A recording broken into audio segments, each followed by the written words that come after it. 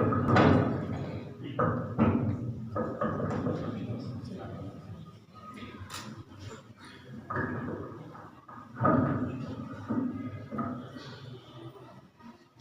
علیکم ورحمۃ اللہ. الحمد للہ وحدہ والصلاة والسلام على من لا نبی بعدہ.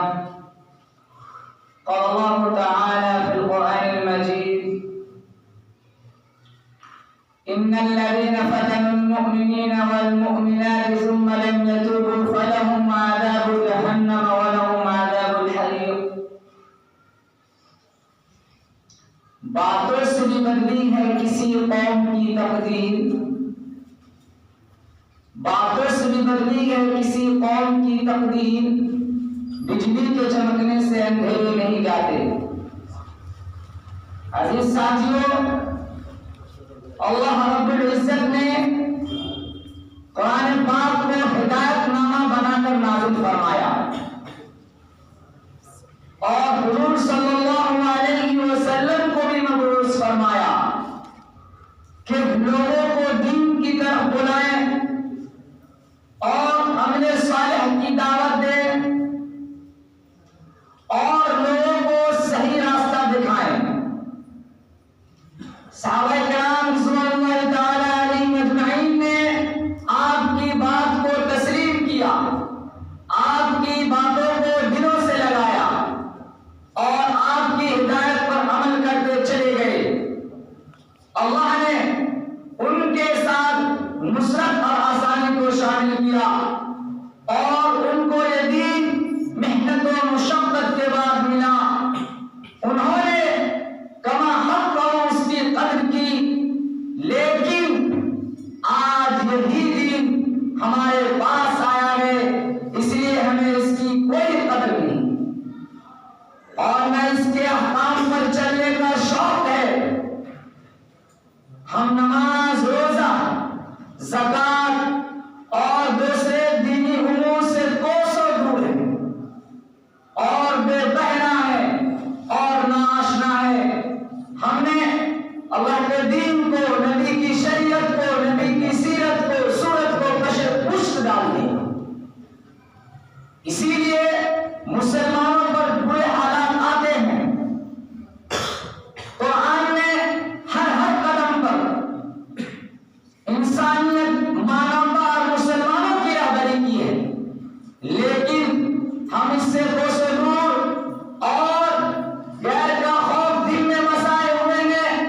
ہمارے دل سے خدا کا خوف نکل چکا ہے، ہمارا دل بزدل بن چکا ہے. اسی لیے ہم ان حالات اور پریشانیوں سے گزرتے ہیں. نہ ہمارے دل میں خدا کا خوف، نہ اس پر یقین ہے. ساری نظر ہماری ظاہری اسباب پر ہے، اسی لیے سارے جہاں میں مسلمان آج پریشان ہیں. دنیا کا سب سے بڑا مذہب کون ہے؟ دنیا کا سب سے بڑا مذہب دین اسلام ہے. چونکہ آبادی اور تعداد کے اعتبار سے مسلم 62 ملین ہے،